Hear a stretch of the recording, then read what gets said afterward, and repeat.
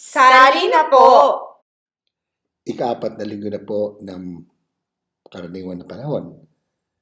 Nakakatuwa po na pinagpapaalam sa atin ni Jesucristo ang tunay na pagpapala sapagkat naghahanap po tayo ng pagpapala, maging mapalad sa buhay na to. Pero kadalasan, akala natin, yun ang ating trabaho. Hindi. Trabaho ng Diyos yun, sabi ni Kristo. Pero dalawang bagay yan. Pinagpapala ng Panginoon, yung mga abang lingkod. Yung meron silang kababaan ng loob. Yung alam nila hindi sila Diyos at di sila Diyos-Diyosan. Pero dahil dito, kung tayo nais mapagpala ng Panginoon, hindi lang tungkol sa Diyos tungkol din sa kapwa. Tayo ba'y gumagawa ng makakabuti sa ating kapwa?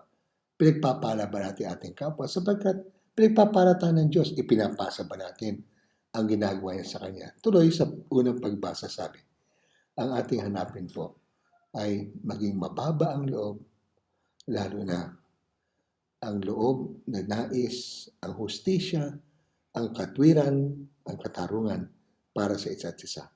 Ika nga, love God with all your heart. Love your neighbor.